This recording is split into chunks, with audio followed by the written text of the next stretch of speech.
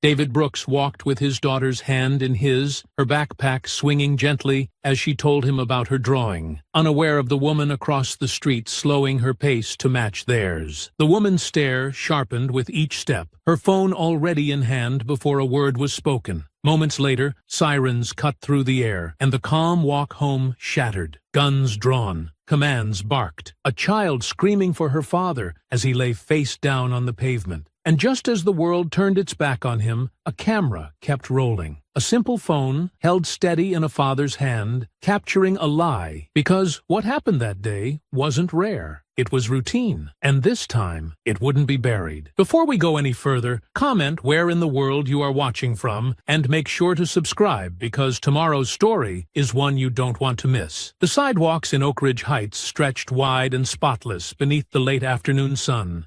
The kind of clean that spoke more to control than care. Each blade of grass was trimmed to identical height, every flower bed tucked neatly behind wrought iron gates and motion sensor sprinklers. It was the kind of neighborhood where silence wasn't peace. It was policing. And David Brooks felt that silence pressing in with every careful step. His daughter's hand was small, but firm in his, fingers curled tightly, as they crossed the street toward the tree-lined lane just 2 blocks from their home. Lily swung her backpack a little with her free arm, her blonde hair catching the light as she skipped slightly ahead, and then fell back beside him, smiling in that unbothered way only 7-year-olds could. She had a crumpled drawing in her other hand, crayons, hearts, a house, and had spent the walk telling him which part of it was him, and which part was her. He nodded, adding a gentle, "That's beautiful, baby." Every few steps, his mind half on the moment, half on the tension he'd noticed earlier. It wasn't what Lily saw. She didn't feel the eyes from across the street. She didn't notice the way the woman with the yoga mat had slowed, adjusted her pace, then turned and doubled back again. She didn't register the tightening rhythm of high-end sneakers hitting pavement with too much purpose. But David had. The woman wasn't jogging anymore. She was watching. And that wasn't a stretch. It was fact. He had felt it before. The weight of gaze mistaken for protection. The hard lines behind polite questions. The sense that someone had quietly decided he didn't fit. And now they were just trying to prove it. He knew exactly where this was headed. Not because he was paranoid, but because he'd lived long enough in places like this to see how suspicion traveled faster than kindness, especially when someone like him was walking next to someone like Lily. Still, he kept his voice easy, leaning down to her just slightly. "Almost home," he said, nodding toward the next intersection. She smiled and squeezed his hand again, crumpling her drawing in the process. He didn't mention it. The paper wasn't what mattered right now. From across the street, the woman cut an angle. Fast, direct. She wasn't jogging anymore. She was coming over. David gently pulled Lily a little closer, without making it look like anything. They reached the sidewalk and continued walking. He didn't break stride, didn't flinch, but he could feel the way her footsteps sped up behind them, then came alongside. She matched pace, her chin slightly raised, that voice already carrying the kind of syrupy concern that didn't need words to sound like judgment. "Hi there," she said, eyes not on him but on Lily. "Sweetheart, are you okay?" David stopped. He turned slowly, calmly, his back straight, voice even. "She's fine," he said, offering a small, firm smile. "We're just walking home." The woman's eyebrows didn't move. She took a step closer, leaned slightly to get a better view of Lily's face. "Sweetheart, is this your dad?" Her voice pitched higher, like she was asking a child to whisper a secret. "Do you know this man?" Lily blinked, caught off guard. She looked up at David, confused, then turned to the woman. "He's my daddy." The woman laughed once, sharp and breathless, like she'd just heard a joke she didn't believe. "Oh, right. Of course." David's eyes didn't leave hers. "Ma'am, he said slowly. "We're just trying to get home. Please stop talking to my daughter."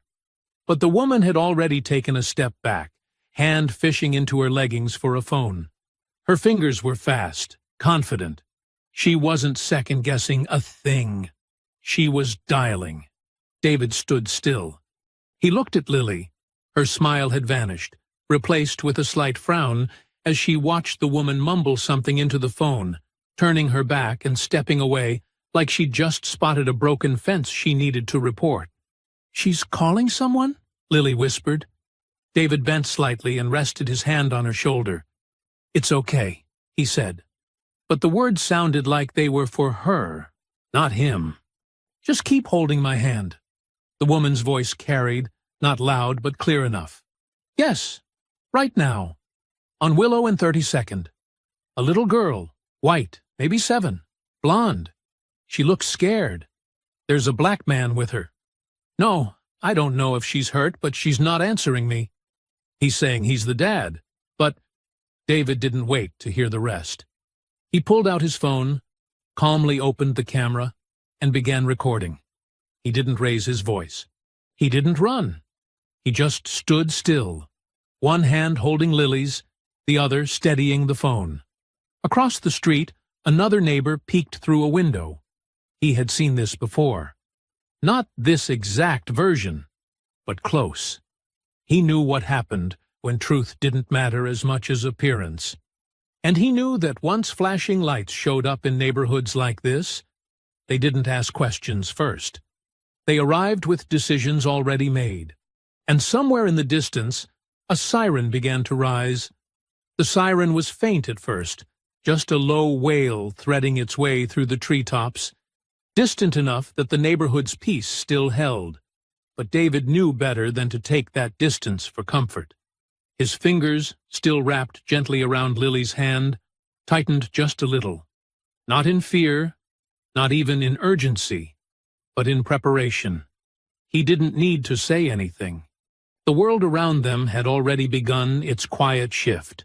The woman stood several steps away now, still on her phone, but her body was angled in a way that made it clear she was watching him just as closely as she was reporting him. The smirk on her lips wasn't obvious, but it was there, settled in the corners like a wrinkle she didn't care to hide. She didn't look afraid, not even slightly. That was the part David noticed most. She wasn't acting like someone worried about a child being taken. She was acting like someone proud to have caught something, like she'd just called animal control on a loose dog and was waiting for someone to come claim her reward. Lily was staring up at him now, the way she did when she didn't understand something and wanted him to explain it. But there were no gentle answers for this, only quiet damage. "She thinks you're not my daddy," Lily said softly, her eyes wide and uncertain. David crouched down slowly, bringing himself to her level so he could look her in the face. "I know, baby," he said, brushing a strand of hair back behind her ear. "But she's wrong, and we both know the truth. That's what matters right now." "But why would she think that?" she asked, her voice wavering. David exhaled through his nose, slowly. "Because sometimes people look at someone and decide they don't belong, and they think they're doing the right thing by calling someone to fix it. But not everyone who acts concerned is actually trying to help. She doesn't even know us. She doesn't have to. Some folks decide what they believe before they ask a single question." The woman was pacing now, still on the call, her voice louder. "Yes, they're just standing there now. She's clinging to him. I don't know. Maybe he's trying to keep her quiet. You need to hurry, please." David rose to his full height again, still holding Lily close, his phone still recording. The screen glowed steadily in his hand, a quiet witness. "Ma'am," he called over, voice steady. "You're making a mistake." She turned quickly, her expression indignant, like he'd just broken some unspoken rule. "Excuse me," she snapped. "I said you're making a mistake. This is my daughter. I'm her legal guardian. You're traumatizing a child because you think your instincts matter more than facts." I'm doing what anyone would do, she fired back, stepping toward them again, tone rising. She looks scared. She hasn't said a word to me. She doesn't know you. Why would she talk to a stranger who's shouting questions at her like she's a hostage? You're awfully defensive. I'm protecting my child. That's what fathers do. The woman crossed her arms, eyes darting to his phone. You recording me now? Is that supposed to scare me? It's supposed to protect me. She gave a short laugh, biting and sharp. This neighborhood doesn't play games, sir. We look out for each other. I'm your neighbor, too, David replied, keeping his tone even. Or does that only apply to certain people? Before she could answer, the sound of a vehicle grew louder. Tires crunching over asphalt, the familiar grind of brakes as a patrol car slid up to the curb. David turned his head slowly as two white officers stepped out. Both tall, both broad-shouldered, both with their hands already resting on the grips of their holstered weapons like they were expecting something to go wrong before they even said a word. Lily stiffened immediately. Her grip tightened around David's hand until her knuckles turned pale. "Daddy," she whispered, voice trembling. "I'm right here," he said, eyes on the officers. "Don't let go." The first officer, name tag reading Grayson, stepped forward, hand up, not as a greeting, but a stop sign. "Sir, we received a report about a possible kidnapping. I'm going to need you to step away from the child and put your hands where I can see them." "She's my daughter," David said, his tone still calm but slightly louder now, clearer. "I have custody papers. I have video of this encounter. I am not raising my voice. I am not moving, but I will not leave my daughter's side. Sir, step away from the child. I have done nothing wrong." The second officer, Kemp, circled slightly to the side, hand near his radio, muttering something into it. The woman stood off to the left, arms folded across her chest, nodding at the officers like she was confirming her own story in silence. She didn't speak now. She didn't need to. The damage had already been done. Her role was complete. Lily pulled on David's hand, panic growing in her voice. "Daddy, please don't let go of me." "I won't," he said. But the officers were already moving in. The air tightened like a noose. The moment hung on a thread, and as one of the officers shouted again for him to get on the ground, David knew the thread was about to snap. Officer Grayson's voice sharpened like the edge of a blade as he took another step forward, posture rigid, hand now fully unholstered and pointing straight at David's chest. "I said, get your hands in the air. Now." David raised both arms slowly, phone still recording, keeping his posture open and his face calm, though every instinct in him screamed to shield Lily, to block her from the chaos that was spilling into their quiet walk home. Her small frame was tucked behind his leg, clutching the fabric of his pants, eyes darting wildly from the officer's gun to the woman still standing a few yards away, arms crossed like she was overseeing a home inspection. "Please," David said, voice measured. "You're frightening my daughter. I'm not resisting. I have every document you'll need. My wallet is in my back pocket. My ID, my custody." "He's getting angry!" the woman suddenly yelled, her voice high and urgent as she took a step toward the officers, pointing now, twisting her face into the perfect mask of concern. "He's yelling! I think he's about to run." "No one's yelling," David said immediately, shaking his head, eyes flicking between the two officers, who were suddenly moving faster. "I haven't moved. I've done nothing but comply." But the woman's words had landed exactly the way she wanted them to, sliding into the air like oil on fire. "Get on the ground!" Grayson shouted, advancing with his weapon raised. "Get on the ground right now, or we will use force." "Daddy!" Lily screamed, voice breaking as she tried to grab his arm tighter. "Don't shoot!" David called out, dropping the phone and moving as slowly as he could to his knees, never lowering his hands. "I'm going down. I'm going down!" But they were already on him. The moment his knees hit the pavement, Kemp rushed from the side, slamming him onto his stomach with a force that knocked the wind out of him. His face hit concrete.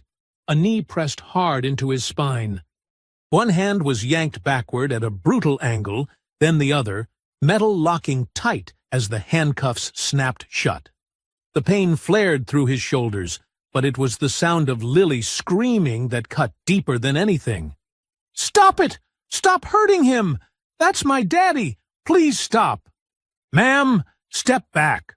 one officer barked at her as if she were the threat. Lily tried to rush forward, but Grayson blocked her, crouched low and firm, holding her back with a hand on her shoulder that was meant to calm but only made her flinch. "Let me go! Let me go!" she sobbed, struggling against his grip. David couldn't see her now. His face was pressed to the sidewalk, cheek scraping rough against the concrete. The cuffs bit deeper with every breath he tried to take. "You're making a mistake," he gasped, speaking into the ground. "That's my daughter. I'm her father. Please don't separate us." "We'll sort that out at the station," Kemp muttered above him, breath heavy and close. "You should have complied sooner." "I did comply." Grayson leaned down toward Lily, speaking into his shoulder mic. "Child appears distressed. We're going to place her in protective custody until we can verify custody." David lifted his head as much as the pressure would allow. "Don't you take her. She's already scared out of her mind. I have every—" "Enough," Kemp snapped, giving the cuffs a harsh tug. "You can talk at the station." 2 more officers arrived in a second patrol unit, one of them stepping toward the woman who had made the call. She met them with a serene smile, nodding like she was being thanked for her service. "I didn't know what he might do," she said, with a calm shrug, her tone soaked in righteousness. "She just looked afraid. I followed my gut." No one questioned her. No one asked what had actually happened. David was lifted roughly to his feet, arms wrenched behind him, his face burning with humiliation. Neighbors had gathered now, some standing behind hedges, others filming with phones, but no one stepped in. No one asked the right questions. Not yet. Lily was placed into the back of the second cruiser. She was still crying, face pressed to the window, small fists pounding against the glass. David tried to turn toward her as they shoved him toward the other car. "Lily, I'm okay, baby. I'll come get you. I promise." The door slammed before he could finish. Darkness closed in around him, sirens flaring again as both vehicles pulled away from the curb, one with a father in chains, the other with a daughter still screaming his name. The woman remained standing on the sidewalk, arms crossed again, nodding faintly to herself as if to say, "See? I was right all along." David is taken to the station, placed in a holding room without charges, ignored as he asks about Lily. Officers delay processing him. After hours pass, someone finally verifies his ID and custody paperwork. He is released without apology and finds Lily sitting alone in a separate room, shaken and silent. The emotional weight begins to settle in. The holding room was cold in a way that had nothing to do with the temperature. It was the kind of chill that seeped in slowly, curling around the corners of a man's patience and settling just beneath the skin. David sat on the edge of a steel bench bolted to the wall, wrists still raw from the cuffs that had been removed without a word 30 minutes earlier. No one had spoken to him since they walked him through the precinct's side door. No charges read, no questions asked, just a heavy silence that told him everything he needed to know about how the next few hours would go. He stared at the small black camera in the corner of the room. It blinked red every few seconds, a quiet rhythm that mocked the stillness around him. No clock, no windows, no sounds except the occasional echo of footsteps, or the distant crackle of radio chatter bleeding in from the hallway. He had asked, twice, If someone could tell him where his daughter was. The first officer had grunted and walked off. The second didn't bother to look up from his clipboard. David leaned forward now, elbows on his knees, fingers pressed together tightly as if holding them apart would let something slip through. He had been through worse. He had grown up in foster homes where attention only came when someone needed a scapegoat. He had been stopped before, questioned before, doubted before. But nothing about those experiences had prepared him for the sound of Lily screaming behind glass, while strangers dragged her away from him. The minutes folded into hours. No one brought him paperwork. No one offered water. The officers moved past the small window in the door with casual indifference, like he was a filing error they hadn't gotten around to correcting. He couldn't tell whether it was intentional or just routine. Both possibilities were equally bitter. At one point, he stood and knocked on the door, not with anger, just clarity. The officer who finally entered raised a brow like David had interrupted something sacred. "I'm going to need to speak to someone now," David said quietly. "I have identification. I have custody papers in my wallet. You've had me here for over 2 hours, and I want to know where my daughter is." The officer didn't answer immediately, just looked him over like he was recalculating something. "Name?" "David Brooks. My ID is in the wallet you took when you brought me in. So are the adoption documents." The officer sighed through his nose, turned without a word, and walked out. Another half-hour passed before someone else appeared. An older man this time, plain clothes, holding a manila folder and wearing the look of someone who had just been pulled from something more important. "Mr. Brooks," he said without apology as he opened the door, "we've confirmed your identity and custody status. You're free to go." David stood slowly, every part of him stiff from waiting. "Where is my daughter?" "She's in a separate room down the hall. Child Protective Services had her temporarily placed for safety until we could verify everything. Take me to her." The man nodded and led him down a narrow hallway that felt longer than it was. They passed a few officers who didn't make eye contact. David didn't care. Every step echoed with the memory of Lily's voice, the way it had cracked when she yelled for him, the way her fists had thumped against the back window of that cruiser.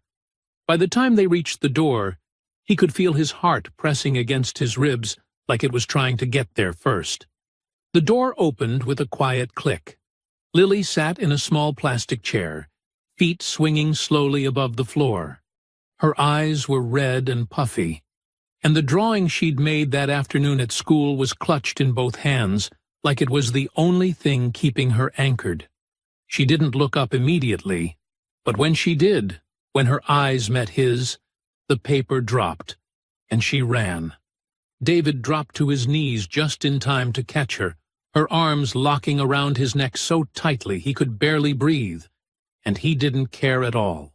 He held her there on the tiled floor of that cramped room, arms wrapped tight around her trembling frame, pressing his forehead gently to the side of hers while she whispered through sobs, "I was so scared, Daddy.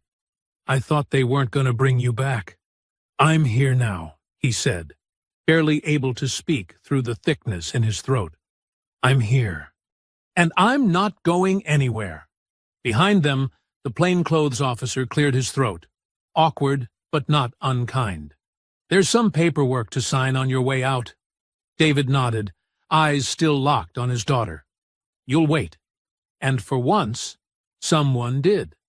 The house smelled like lemon cleaner and faint lavender, the way it always did after the cleaning service came on Thursdays. But tonight, it didn't feel clean. It felt hollow, like the rooms were waiting for something to be said. But neither of them had the words to offer. Lily was quiet when they walked through the front door, her hand still curled tightly into his, her eyes darting from room to room like she was checking to make sure it hadn't all followed them home. David hung her backpack on the hook by the door and crouched down to help her with her shoes, fingers steady, even though everything inside him still throbbed from the grip of the handcuffs and the bruising on his shoulder. She didn't ask for dinner, didn't ask for her favorite show, didn't even ask why no one had said sorry. She just walked straight to the couch, curled up on the end with the worn yellow blanket she always used, and pressed her cheek into the cushion like sleep was the only way to shut the day out. David watched her for a long moment before turning off the overhead light and lifting her into his arms. She didn't wake, just exhaled softly against his neck, the way she had when she was younger, before nightmares became something real. He carried her to her room, tucked her in carefully, and kissed her forehead without saying anything. The words felt too small for a day like this. Downstairs, the kitchen was still. He sat at the table with the overhead light on, casting a pale circle across the wood. The house was paid off. The fridge was stocked. The furnace had just been serviced. All the things that were supposed to mean safety. All the quiet victories that weren't loud enough to shield him when it counted. He reached for the small black folder on the bookshelf, his emergency file. It was old, but updated often. Adoption certificate, school records, medical forms, birth parents' death certificate, guardianship papers. He spread them out on the table like pieces of armor. He had done everything right. Every form filed. Every renewal submitted. No corners cut. No room for doubt.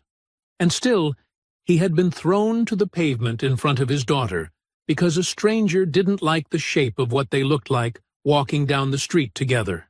He sat there a long time. No TV, no phone, just the hum of the refrigerator in the background and the soft creak of the heating vents as the night settled in. He didn't want revenge. He didn't want some dramatic confrontation. What he wanted was accountability, measured, undeniable, and public. He opened his laptop and began searching. It didn't take long. Her name had come up on a neighborhood app before, Karen Ellsworth. A few clicks led to more. A quick reverse lookup confirmed the street. Same block, same voice from the video. He found threads, some locked, others archived. A post about a suspicious man waiting outside the elementary school gate turned out to be a father picking up his son. Another thread about someone lingering near the tennis courts. It was a delivery driver stuck on a late route. No arrests ever made. No reports ever verified. But the usernames lined up. The language repeated itself. She had done this before, more than once. And every time, the story was the same. The target changed, but the fear stayed white. He bookmarked everything, took screenshots, saved profiles. There was a trail here, and it wasn't invisible, not if someone had the patience to follow it. When he finally leaned back, the clock on the oven read 2:43 a.m. His eyes were heavy, but his thoughts were sharp. He had always believed in staying composed, staying quiet, staying out of the fray. That had worked, until it didn't. He opened a new tab and typed in the name of a civil rights law firm he'd kept bookmarked since the week he finalized Lily's adoption. He hadn't needed it then, but something in his gut had told him it was worth keeping just in case. He clicked the contact form. He filled in his name. He kept the message short. Unlawful detainment. Public profiling. Emotional harm to a minor. I have video, documents, and witnesses. My daughter is 7. She saw everything. I'm ready to talk. He hit send. Closed the laptop. Stacked the papers back into the folder, hands moving slowly, deliberately, like every page he slid back into place was one step closer to making sure this never happened again. Upstairs, Lily shifted in her sleep. David stood from the table, reached over to turn off the light, and walked toward the staircase, each step steady, each breath measured, the kind of quiet resolve that didn't need anyone's permission to be powerful. The conference room was tucked inside a modest brick building near the heart of the city, a converted two-story house turned legal office, where the hardwood floors still creaked beneath careful footsteps, and the windows let in more sunlight than most lawyers preferred. Monica Herrera didn't keep a nameplate on her door, and she didn't need to. Her reputation traveled faster than introductions. She greeted David with a short nod, no handshake, just a gesture to the chair across from her desk, and a quiet, "Let's talk." She listened without interrupting, as David walked her through everything. The walk home, the woman's questions, the call, the guns, the handcuffs, the hours in that holding room, and the look on Lily's face when they finally opened that door. He spoke steadily, never raising his voice, never losing control. But by the time he was done, the weight of the story sat heavy between them. Monica didn't lean back or tilt her head the way some attorneys did when they were trying to look thoughtful. She leaned in, hands folded, eyes steady. When he finished, she didn't offer sympathy. She offered clarity. "She's done this before?" David opened the file he'd printed the night before, sliding it across the desk with careful precision. Screenshots, forum threads, copies of 2 archived neighborhood posts and comments she had made under her real name. One about a black teenager lurking near a dog park who turned out to be walking his own pet. Another about a suspicious man waiting in his car across from the school who turned out to be a father waiting for his daughter. "I double-checked usernames, dates, cross-referenced some LinkedIn data, and email accounts," he said, tapping one page gently. "It's her. She's been making these accusations for at least 3 years.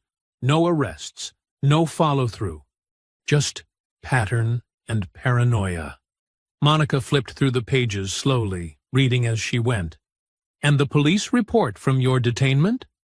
"They didn't give me one. I requested it through a records request portal yesterday morning. It's still pending."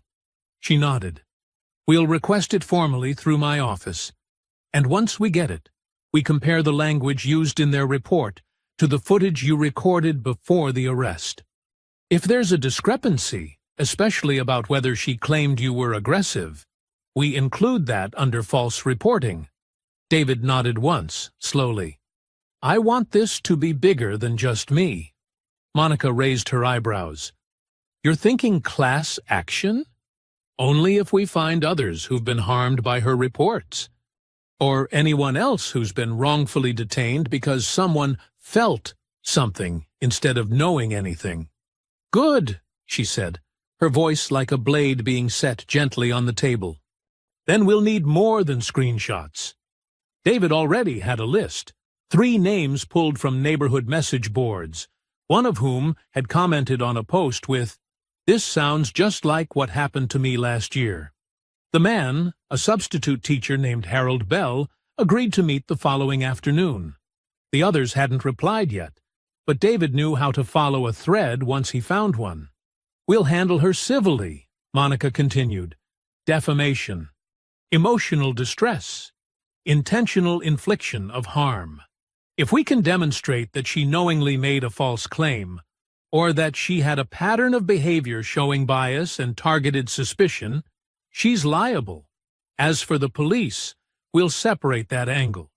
Wrongful detainment, violation of civil rights, potential 1983 federal claim." David studied her face carefully. "What are the odds this actually gets traction?" She looked up from the file and met his gaze. "You're calm, credible, documented, and you didn't raise your voice once while telling me about being thrown to the ground in front of your child. That speaks louder than outrage ever could. And if we get even one more story that matches yours, that's a pattern. That's the foundation of something a jury can see clearly. People don't like being told about racism, but they'll see a little girl screaming for her father while 2 officers drag him away, and they won't need to be told anything." David exhaled slowly. "That's what I'm counting on." Monica stood and extended a card. "My assistant will reach out tonight. We'll start formal intake, and I'll assign one of our researchers to pull her employment history, any HOA complaints, and see if there are other records we can subpoena." He took the card without a word. There was nothing left to say. The work had already started. As he stepped out of the office into the late morning sun, he paused on the sidewalk and looked back at the small building behind him.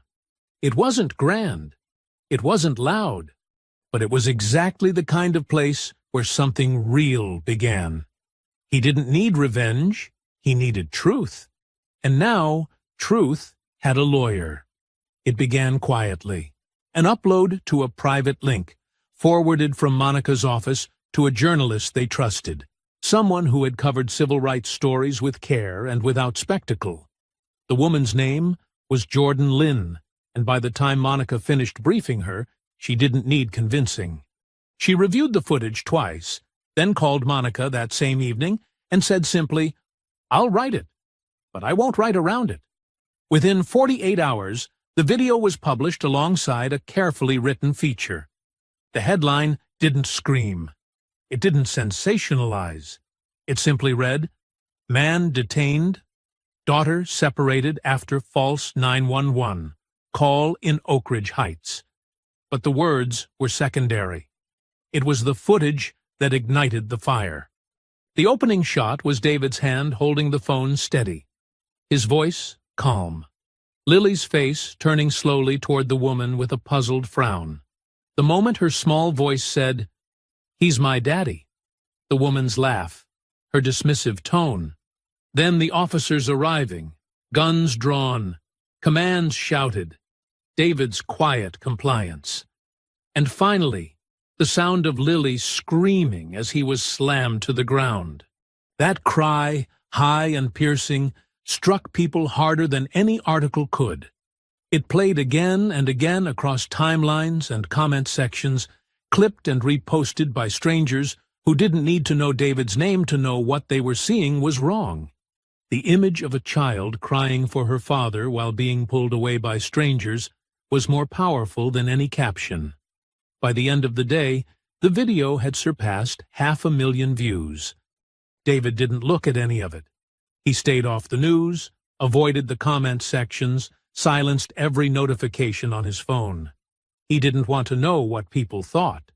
He didn't need validation from strangers. He had seen what mattered. And he remembered what it felt like to sit on the sidewalk with his face to the pavement while his daughter screamed behind police doors. Monica, meanwhile, handled the noise. She spoke with journalists, filtered interviews, coordinated outreach. Her voice remained calm, but her inbox flooded with messages, some from reporters, some from viewers sharing their own stories, and a few from people who had crossed paths with Karen Ellsworth long before this case made her name public. She used to work at a private school, one woman wrote. She flagged a black parent during pickup once because she didn't recognize him. The school brushed it off. Another came from a man in a neighboring suburb. She filed a noise complaint on me for waiting in my car on her street. I was doing DoorDash. She told the dispatcher I was surveying the neighborhood. They made me get out of the car at gunpoint. Monica added each one to the growing case file. With each new report, the shape of the narrative changed. It was no longer just about David and Lily. It was about a pattern, about unchecked entitlement dressed as concern, about how certain people learned to weaponize fear under the illusion of safety. The police department, feeling the pressure, released a brief statement the next afternoon. We are aware of the incident involving Mr. David Brooks and are currently reviewing procedures surrounding his detainment. At this time, both responding officers have been placed on administrative leave pending the outcome of an internal investigation. We ask for patience as we conduct our review. It wasn't an apology. It wasn't accountability. It was a placeholder. David read the statement once and set it aside. They'll apologize when they're forced to, he said to Monica, who simply nodded in agreement. That night, while Lily slept upstairs and the living room filled with soft light from the reading lamp, David sat at the table again, not hunched this time, not burdened, but steady. He opened the folder, reviewed the additions Monica had emailed, and jotted a few notes. He didn't want to be famous. He didn't want headlines. What he wanted was permanence, something on paper, something that would outlast public attention spans. The doorbell rang once, and his neighbor, a quiet man named Yusuf, who rarely said much beyond greetings, stood on the porch holding a small plant in a ceramic pot. "I saw the video," he said softly. "If you ever need help with anything, I just wanted you to know." David took the plant with a quiet "thank you" and placed it by the window. Small, green, alive. It didn't fix anything, but it didn't need to. It was a sign, a gesture, and right now, those were starting to matter. The next morning, Monica called with a list of scheduled interviews. Major networks, national outlets. Some had already run stories without waiting. David paused, then gave the answer he knew was right. "Let the video speak. I'll stay quiet until it's time to testify." Monica didn't argue. She knew this wasn't about performance. It was about proof. And the world had already seen enough to understand that silence didn't mean weakness. It meant patience. And patience was building something stronger. By the end of the week, the pressure became impossible to ignore. The police department, under mounting scrutiny, held a short press briefing where the chief confirmed that Officers Grayson and Kemp had been formally suspended without pay pending the results of the internal review. It was a carefully worded move meant to placate, not admit. No apology. No acknowledgement of wrongdoing. Just the usual language of concern and protocol evaluation spoken behind a podium flanked by flags and stone-faced officers pretending not to notice the camera flashes. For the public, it wasn't enough. Not after the video. Not after Lily's tear-streaked face had become the image shared across the country. Not after the body cam footage, quietly leaked by someone inside the department, showed that neither officer had even attempted to de-escalate before drawing their weapons. Then came Karen.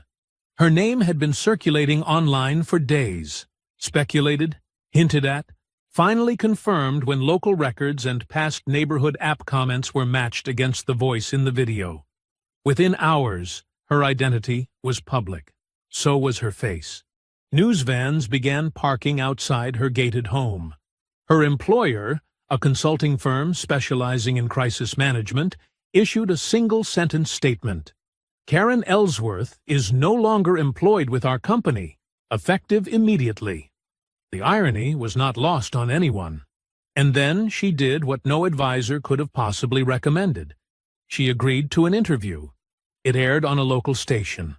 She sat with her hands folded in her lap, posture stiff, voice composed in the way only people who have never had to explain themselves tend to sound. She didn't apologize. She didn't backtrack. She defended. "I did what any responsible person would do," she said, the corners of her mouth pinched with frustration. "I saw a child who looked distressed, and I acted. I'd rather be wrong and make a call than be right and do nothing." The anchor pressed gently, asking if she had any regrets about how it unfolded, about the trauma inflicted, about the fact that David was Lily's father, about the pattern of previous accusations now coming to light. "I'm not a racist," Karen said firmly. "I care about safety. That's all this was. People are trying to paint me as some kind of monster because I trusted my instincts." The backlash was immediate. Clips of the interview flooded social media, edited down to the sound bites that hit hardest. "I'm not a racist," and "trusted my instincts." Late-night hosts mocked her. Civil rights groups condemned her words. And slowly, more stories began to surface. Neighbors who had once stayed silent, now speaking up. Parents who had been watched too closely at the school gate. Delivery drivers who had been followed down the street. Even a real estate agent who said she was forced to cut a showing short when Karen called security claiming someone was casing the property. Monica gathered each story and added it to the case file, building the framework of a pattern that could no longer be denied. The picture that emerged wasn't of a single bad judgment. It was a routine, a practiced performance of suspicion dressed up as community concern. David watched it unfold from a distance. He still hadn't spoken publicly. He let the footage speak for him, let the outrage rise around him while he focused on what came next. Each development felt important, but none of it changed what he had already decided in the quiet of his kitchen that first night. Justice didn't come through noise. It came through evidence, and it stuck when it arrived with proof. Lily asked him one night why people were saying the woman was in trouble now. He thought for a long moment before answering. Because sometimes people do things over and over again that hurt others, and they think no one's going to stop them.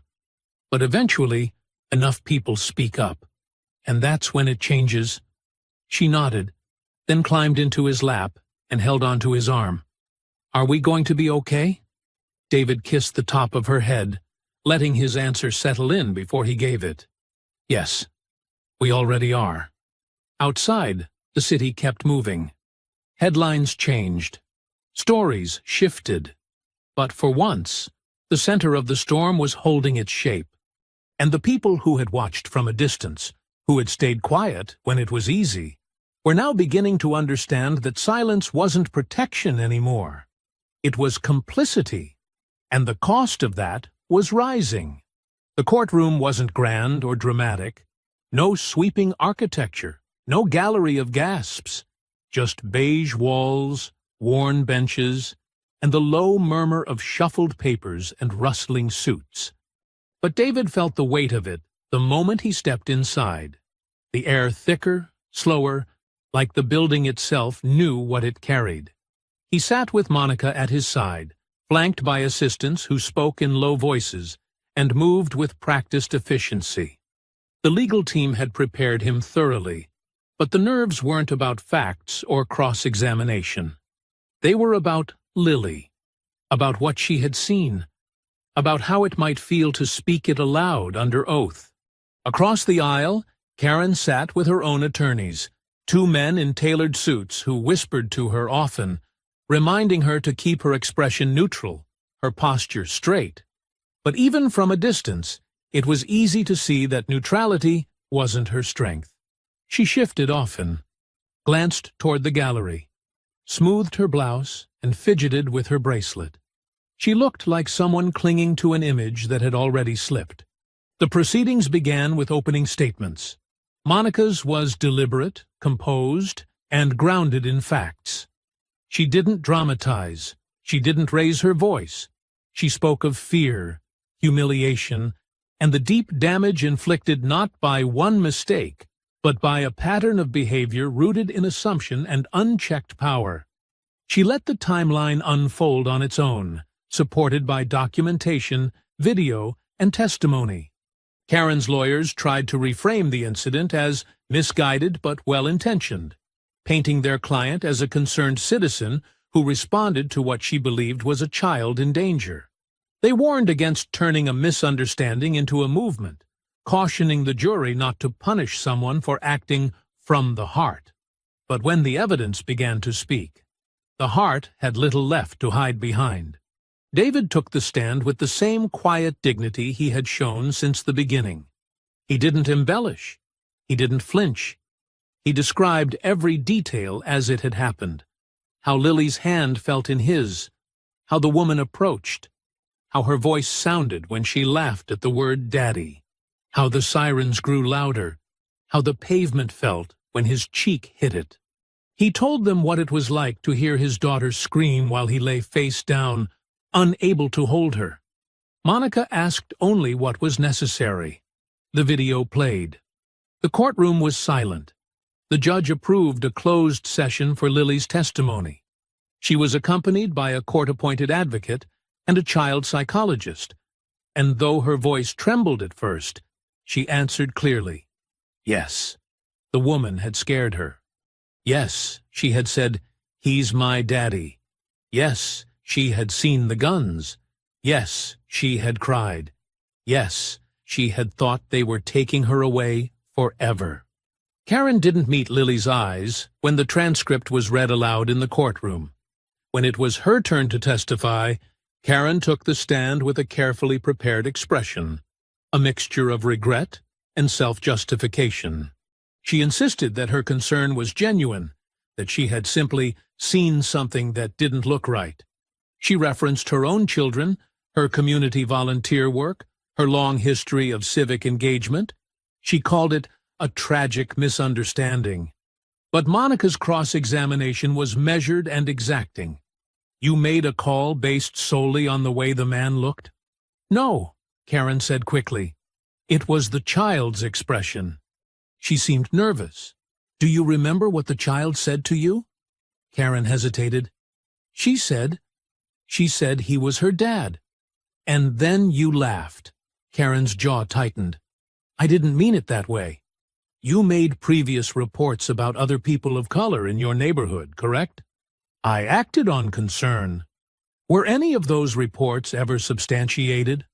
Karen paused. "Ms. Ellsworth, yes or no?" "No." "Did you ever apologize to any of them?" Silence. The jury didn't react outwardly. No gasps, no notes passed. But their stillness said everything. They were listening. Monica's closing statement was simple. She didn't appeal to outrage. She returned to the facts, the chain of decisions, the harm caused, the evidence gathered. She spoke of the right to walk with your child without fear. She spoke of the cost of suspicion when wielded carelessly. And when she finished, she stepped back without flourish. David watched the jury as they filed out. He didn't wonder what they would decide. He already knew what the truth had shown. For the first time since that day on the sidewalk, he felt something begin to loosen in his chest.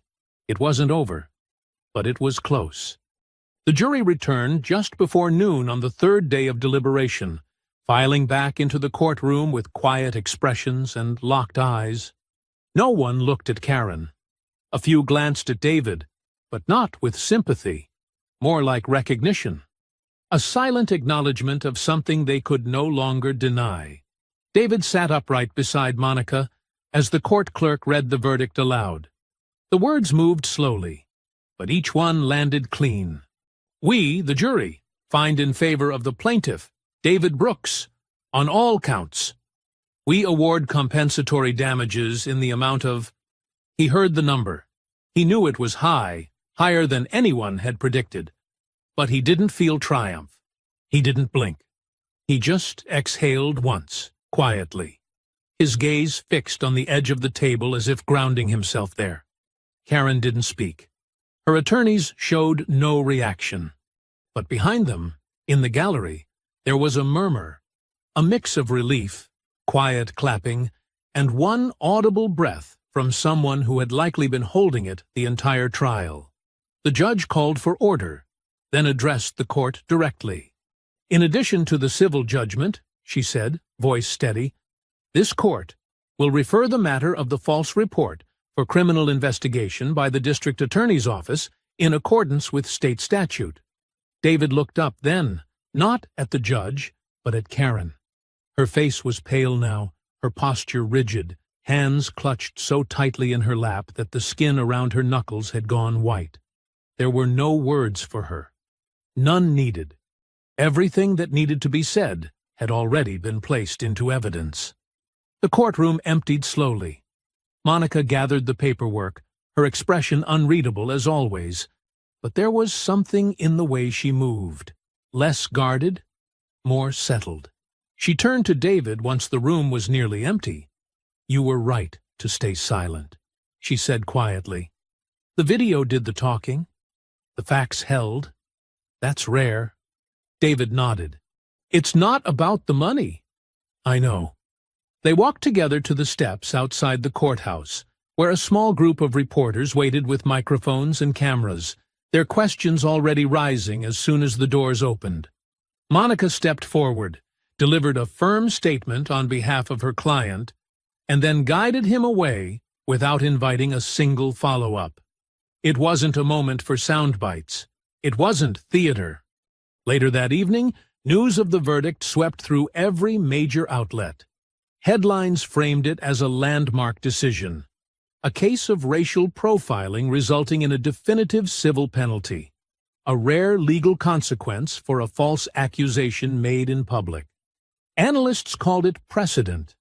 Activists called it overdue. David didn't watch the coverage. He spent the evening with Lily instead, sitting cross-legged on the living room floor with art supplies scattered around them. She was making a new drawing, one of their house, with wide windows and bright yellow curtains. She'd labeled the stick figures carefully this time. Daddy, me, safe. He kept his phone face down on the kitchen counter. Monica had sent him a brief update by text. Internal review complete. Both officers terminated. Final statement from department will be issued tomorrow. That was enough for now. The next morning, the department issued a press release that sounded more sincere than their earlier efforts.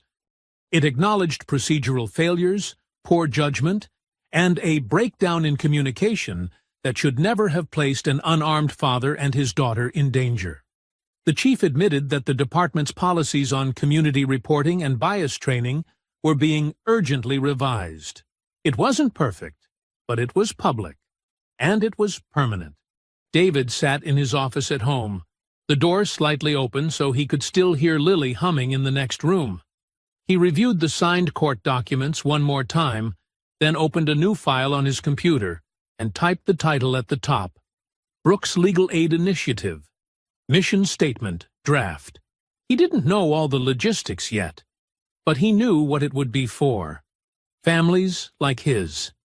People who didn't record their arrests. Parents who didn't have a lawyer waiting. Kids whose cries never made it to the public. He leaned back in his chair, letting the weight of the past few weeks settle. Not as a burden, but as foundation. This wasn't about punishment anymore. It was about permanence, something lasting, something better than silence. And for the first time since that day on the sidewalk, he felt like they weren't just surviving. They were shaping something new. The community center wasn't large or polished. The floors creaked, the chairs didn't match, and the walls bore the faint scuffs of a building that had served more than its share of youth programs and voter registration drives.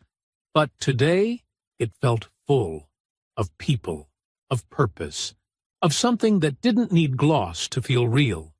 David stood near the front, dressed simply in a gray blazer and open-collar shirt, hands resting at his sides as guests filtered in. Some he knew, neighbors, old friends, former co-workers. Others he didn't recognize, but had seen the video, read the articles, followed the case. Families who'd come quietly, not to congratulate, but to connect. A few brought children. More than a few brought stories. The Brooks Legal Aid Initiative was printed in soft blue letters across a folding banner that hung behind the small stage. Below it sat a table with brochures, donation forms, and a list of partner attorneys already committed to volunteering time. Monica stood off to one side, clipboard in hand, speaking with two young organizers who had come from a nearby law school to offer support. She moved with calm certainty, avoiding attention while ensuring everything stayed on course. At David's side, Lily clutched a clipboard of her own, far more colorful, covered in stickers and slightly bent from the weight of enthusiasm. She had insisted on helping greet people at the door, handing out name tags with surprising confidence for a child who, just months ago, had barely spoken after what happened. Her eyes sparkled now. She was whole again, not because the world had changed, but because her father had refused to let it break her. As the chairs filled and the murmurs quieted, Monica stepped forward to welcome everyone, keeping her remarks short. She introduced David not as a client, not as a symbol, but simply as someone who refused to stay silent. He took the stage with no notes. "I didn't plan to speak today," he began, his voice steady and even. "Because I always believed the point of all this wasn't about me. It was about what happened, and what we do next." There was no applause, only attention. The kind that came from people who understood that something heavy was being shared. Not grief, not pride, but truth. "When this started," he continued, "I didn't know how far it would go. I didn't know if the court would care. I didn't know if people would believe what we lived through, but I did know that I couldn't let it slide. Because if I did, then Lily would learn that silence is the safest choice. And I couldn't let that be the lesson." He paused then, eyes landing on her in the front row, where she sat beside a woman who had come forward during the trial. Another parent who had once been accused of something untrue for no reason other than how she looked. "So now," he said, "we're doing more than just remembering what happened. We're building something for the people it keeps happening to. We're making sure they don't have to walk into courtrooms alone. We're making sure their stories don't get dismissed because they don't have the right words or the right contacts or the right kind of outrage. This fund, this initiative, isn't charity. It's protection. The kind people deserve before something goes wrong." He stepped back, didn't wait for applause, just nodded once and left the stage the same way he had entered, quietly, grounded. People approached him afterward. Some shared stories. Others simply shook his hand or placed a name on the mailing list. One woman hugged him without warning and whispered, "My brother was arrested last year for asking directions. This matters more than you know." As the crowd thinned and volunteers began stacking chairs, David helped fold the banner with Lily by his side. She was still chattering about how many stickers were left on the sheet and whether they could make new ones for the next event. "We should make shirts," she said, looking up at him, "with the logo, and maybe a superhero version of you." He smiled gently, crouching beside her. "We don't need superheroes," he said. "We just need people to pay attention and speak up when it counts." She nodded seriously, then slipped her hand into his. They walked out into the early evening together, the last ones to leave, the sun casting long shadows across the sidewalk in front of the building. It didn't feel like a finish line. It felt like the first steady step in something larger. And this time, no one questioned who they were. The courthouse looked different now. Not in its structure. Same glass doors, same tired security guard at the entrance, same beige corridors stretching too long in either direction, but in the way people looked at it. It no longer stood as a place where silence swallowed everything. It had become something else. A marker. A symbol of what happened when someone refused to lower their eyes. Karen Ellsworth stepped through those doors with her head slightly bowed, flanked by two attorneys who moved briskly but not confidently. The cameras outside clicked rapidly as reporters called out questions, none of which she answered. Her usual tight smile was gone. Her hair was pulled back too neatly, as if trying to mimic control, but her hands trembled just enough for the nearby lens to catch it. She didn't speak during her arraignment. Her attorney entered the plea, not guilty, on her behalf, but the courtroom didn't hold its breath. This wasn't a trial for headlines anymore. It was the slow part of justice, the quiet part, where consequences didn't arrive with outrage, but with documentation and time. The judge set a date. She was released without bond, and she walked out, not like someone escaping judgment, but someone stepping into it. David watched it later, not in real time, but in a quiet clip played during a news segment about the case's long-term effects. He sat at the dining table with Lily beside him, half-focused on a coloring book, the TV low in the background. "They showed her again," Lily said without looking up. "I know," he replied, keeping his tone neutral. "That part's not over yet. She didn't look the same." David nodded, watching her carefully shade in the window of a house with blue crayon. "People usually don't. Once they realize what they've done can't be undone. The media had shifted their tone in recent weeks. Where once the story had centered around the confrontation, now it focused on the movement it had sparked. Profiles of the Brooks Legal Aid Initiative had been featured in statewide papers, and a short documentary was in production. Local officials had begun reviewing the department's response protocols to civilian calls, with one policy advisor citing David's case by name. The two officers, Grayson and Kemp, were officially dismissed. Internal records flagged them as permanently disqualified for reinstatement, and their personnel files were released under pressure from advocacy groups. The footage, once leaked, had become part of department-wide retraining modules, a result no one had expected, but everyone had pushed for. David never made a show of it.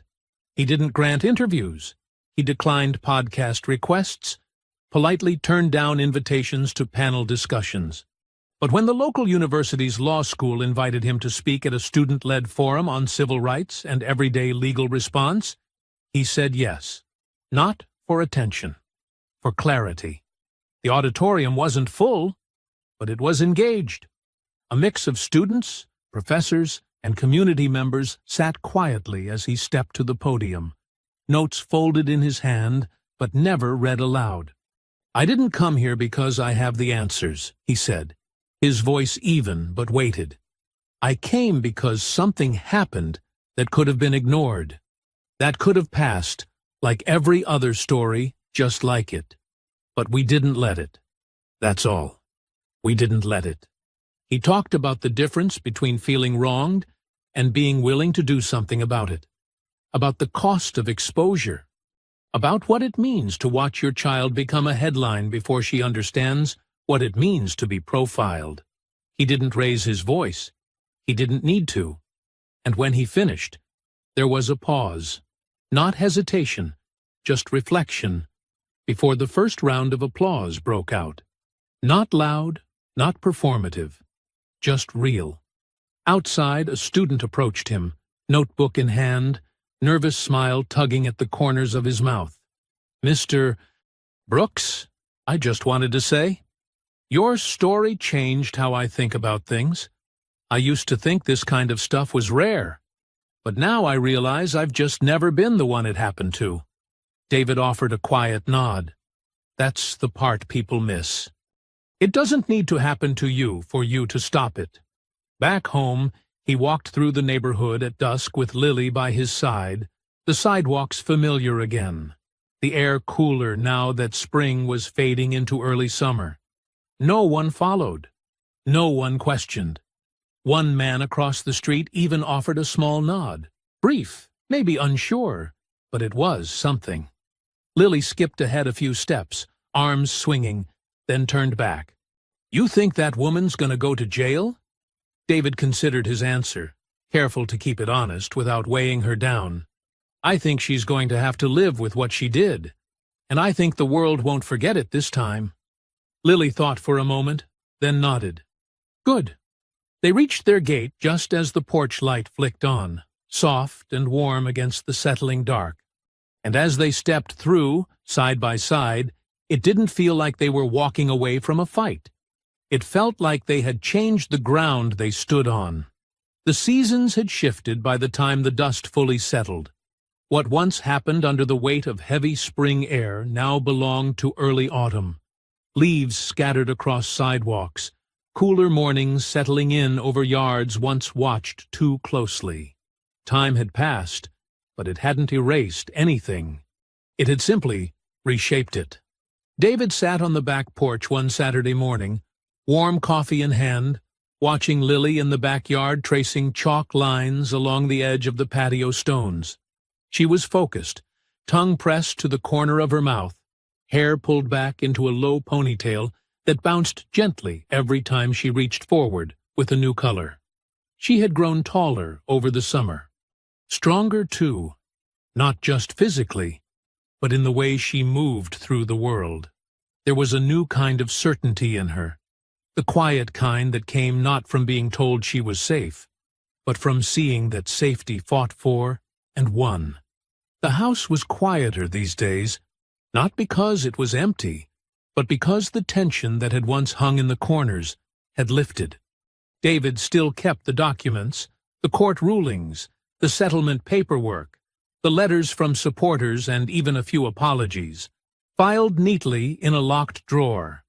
He didn't revisit them often, but he hadn't forgotten a word. Karen's criminal case was still moving, but slowly. She had been charged with knowingly filing a false report and was now the subject of several civil countersuits from others who had come forward in the wake of the trial. Her name no longer appeared on neighborhood newsletters or community panels. The consulting firm that once employed her had quietly removed every trace of her involvement from their website. She had become a warning, not through public shaming, but through documented accountability. A record. A truth that couldn't be reshaped. The officers had faded from view entirely. No reinstatement, no public statement. Their personnel records now flagged for any department that might try to bring them back. It wasn't retribution. It was protection. David never used the word vindicated. It didn't sit right, because he hadn't fought to prove anything about himself. He already knew who he was. The fight had been about making that matter when it counted, making sure his identity, his love for his daughter, and his right to walk freely weren't conditional on anyone else's comfort. The Brooks Legal Aid Initiative had expanded beyond what he imagined. A half-dozen attorneys now contributed pro bono hours every month. They'd taken on 4 new cases in the past 2 months alone, helping families challenge wrongful detainment and racial targeting. Each case was different, but all carried a thread of what had started on that sidewalk, a decision to stand firm, to refuse silence. David never made the organization about himself. His name was on the paperwork, but not on the signage. He showed up to meetings, guided outreach, and quietly ensured the mission stayed focused. It wasn't his legacy. It was Lily's safety, secured one step at a time. One Sunday afternoon, Lily asked to walk through the old route again, the same path they had taken home from school the day it all began. David agreed, and they set out together, just as they had months before. The streets were quieter now, and though a few familiar faces peeked through windows or watched from behind garden fences, no one followed. No one approached. They walked past the spot where the patrol car had first pulled up, past the corner where she had screamed his name. Lily didn't say anything for a long time, just looked around, eyes moving from house to house. When they reached the crosswalk where the woman had first stopped them, she paused. "This was where it started," she said, her voice calm but certain. David nodded. "It was." Lily turned toward him, her expression thoughtful. "It doesn't feel scary anymore." He looked down at her, saw the quiet in her eyes. Not relief, not joy, but understanding. "That's because we didn't let it stay that way." They continued walking, past hedges that no longer felt like barriers, past driveways where neighbors who once looked away now nodded softly. Some had said nothing. Others had offered small, quiet apologies in the weeks after the verdict. Notes in the mailbox, brief conversations at the market. David hadn't needed them, but he had appreciated the ones that felt real. At home, Lily ran ahead through the front gate and called out behind her, "Come on, I want to finish my picture." David stepped through slowly, closing the gate behind him, the quiet clicking of the latch somehow more final than before. Not an ending exactly, but a close. A seal. Later that night, after dinner and homework and bedtime stories, he sat at the desk in his study, opened the file one last time, and slid a new page into it. A thank you letter from a woman in another city whose charges had just been dropped with the help of one of their partner attorneys. He closed the folder, locked it away, and turned off the light. Justice hadn't arrived in a flash. It had come step by step, piece by piece, in the quiet choices to speak, to act, to keep going. And now, as the house settled into sleep, David knew that what he had built would last. Not because it was loud, but because it was true. And the silence that followed no longer felt like judgment. It felt like peace. I hope you enjoyed that story. Please share it with your friends and subscribe so that you do not miss out on the next one. In the meantime, I have handpicked 2 stories for you that I think you will enjoy. Have a great day.